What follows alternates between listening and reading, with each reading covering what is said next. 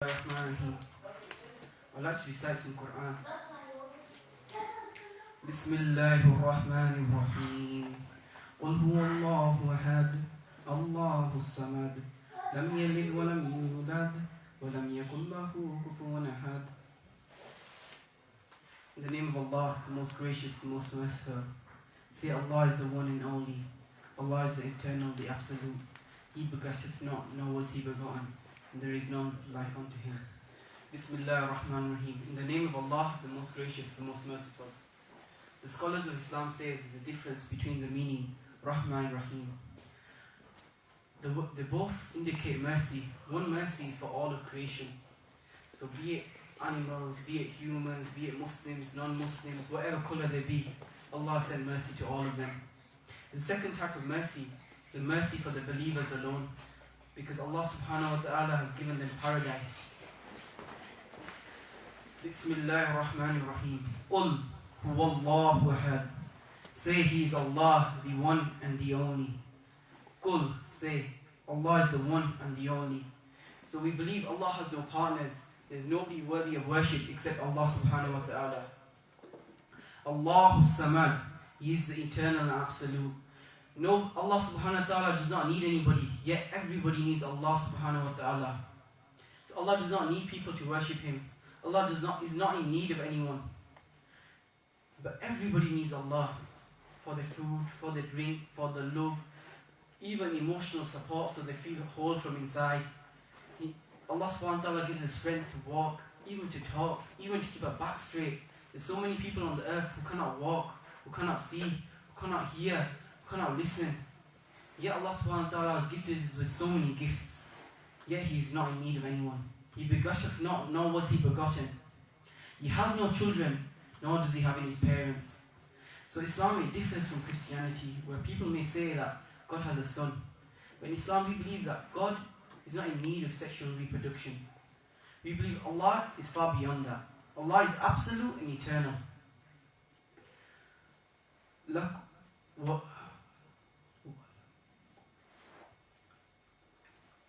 وَلَمْ يَكُنْ لَهُ كُفُوًا أَحَدٌ. And there's nobody like Allah. So the way that Allah subhanahu wa ta'ala's attributes are, they are in the absolute form. And these are known through the names of Allah subhanahu wa ta'ala. The second surah I will recite is Surah Al-Falaq. Bismillahir Rahmanir Rahim. قُلْ أَعُوذُ بِرَبِّ الْفَلَقِ مِنْ شَرِّ مَا خَلَقَ وَمِنْ شَرِّ غَاسِقٍ إِذَا وَقَبَ وَمِنْ شَرِّ النَّفَّاثَاتِ فِي الْعُقَدِ وَمِنْ شَرِّ حَاسِدٍ إِذَا حَسَدَ.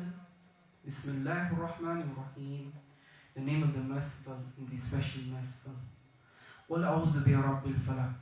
I seek refuge in the Lord of the dawn. Qul means to say. A'uzu means to seek refuge. Rabb in the Arabic meaning is very deep. The word Lord does not summarize it fully in its context. Rabb is the one that sustains a man, maintains a man, takes care of all his affairs, be it spiritual, be it physical, be it emotional. Every affair that a man goes through, be it financial. The Rabb is Allah subhanahu wa ta'ala. He helps the affairs of the people. Where if you look at the people of the past like Pharaoh, he claimed to be the Rabb. But when he was asked, could he give life or take life, he would immediately have a person killed and allow a person to live. But Allah subhanahu wa ta'ala's power is way beyond that. He can raise the dead to life and make the living die with a single command and a single blow through a horn. And this is what happens on the day of Yawm al-Qiyamah. قُلْ أَعُوذُ بِرَبِّ الْفَلَقِ. We seek refuge in Allah from the Lord of the daybreak. مِنْ شَرِّ مَا خَلَقَ. We seek refuge from the mischief which was created. So we don't believe there's two gods. Like in some religions where they worship fire, they believe there's two gods like Huru Mazda and the other one. Because they don't believe God can create evil. But we as Muslims, we believe God created evil, but not absolute evil. Evil just to test us to know which is right and which is wrong. Because how can we know what is good and what is bad? What is up and what is down? How do you know what is light if there is no darkness? How do we know right from wrong if there is no wrong? Allah subhanahu wa ta'ala has put us on this earth to test us, so that we may know what is right and know what is wrong. ومن شر ما خلق ومن شر غاسق إذا وقب قل أعوذ برب الفلق ومن شر ما خلق ومن شر غاسق إذا وقب. And from the mischief of the darkness when it's at its darkest point. So we seek refuge in Allah subhanahu wa ta'ala when things around us seem at the darkest point. When our emotions seem like we're at a bottomless pit. We seek refuge in Allah subhanahu wa ta'ala when we have no one to seek refuge in. And Allah says in Surah Al-Fatiha, إِيَّاكَ نَعْبُدُ وَإِيَّاكَ نَسْتَعِينُ. You alone do we worship and you alone do we ask for help. So we ask Allah for help even when we are in our darkest point. We don't turn to anybody except Allah subhanahu wa ta'ala. Allah is mighty. Allah saved Pharaoh from the army. Allah saved Musa from the army of Pharaoh. He opened up the rivers and allowed them to pass.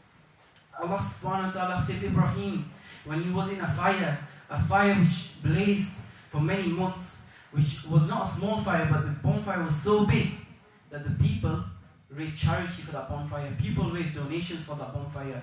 So many twigs were brought together for that bonfire. And when it was finally lit, and Ibrahim alayhi salam was thrown into that fire, a bird flew past with a little bit of water in its beak, and it burned before it could enter the fire. On the day of Yawm al-Qiyamah, the people will ask the bird, why did you do what you did? And the bird will reply. On the day of judgment, Allah subhanahu wa ta'ala will say, those who watched Ibrahim burn, come to one side. Those that got firewood together, come to one side. And those that were persecuting Ibrahim alayhi salam, come to one side. And those that helped Ibrahim alayhi salam, come to one side. Even though the action may be small, a person is with those that he loves. And when he loves Allah, he loves the believers, he loves the Prophet sallallahu alaihi wasallam more than any of the creation, then that individual will be praised by Allah subhanahu wa ta'ala and will inshallah attain paradise. And because of that reason, even though the action was small, Allah subhanahu wa ta'ala will bring the bird into the camp of Ibrahim alayhi salam. Ibrahim alayhi salam was in that fire, yet he did not feel any pain. Not the slightest amount of pain did he feel. This was from the mercy of Allah subhanahu wa ta'ala. وَمِن شَرِّ النَّفَّاثَاتِ فِي الْعُقَدِ. So we seek refuge in Allah from those that practice witchcraft. Because often witchcraft happens when an individual has jealousy for another individual. And this can also happen through an evil eye or an evil look, which can cause devastating damage. وَمِن شَرِّ حَاسِدٍ إِذَا حَسَدٍ. And we seek refuge from those that have envy. The second surah we'll be reciting is Surah Al-Nas. Bismillahir Rahmanir Rahim. In the name of Allah, the Merciful, the especially merciful. قُلْ أَعُوذُ بِرَبِّ النَّاسِ. I seek refuge in the Rabb of mankind. Malik al-Nas, the boss of mankind.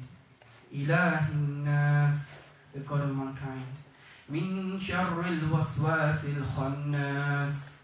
And we seek refuge from the shar and the evil of mankind. الَّذِي يُوَسْوِسُ فِي صُدُورِ النَّاسِ. And we seek refuge in the hearts of mankind.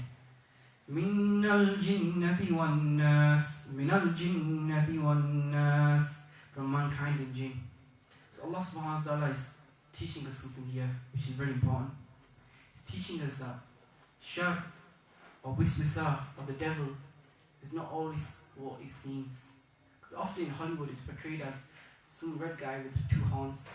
But have anybody seen him running around? I don't think we have. But yet the devil's around us and the devil's inside us. It runs through us like blood runs through our veins. And often this can be from the wiswisa, the speech. This can be from music. This can be from media headlines. This can be things that are going through the back of our heads. And these wiswisa are negative thought patterns which Shaitan puts inside us to put us down, to make us weak, to put us on the wrong path. And often we'll see this around us.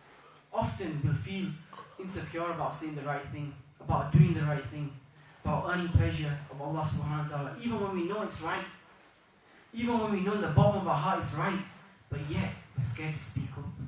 These are the wiswisa of Shaitan. And in the end of the ayah, Allah is explaining it's not just from the jinn.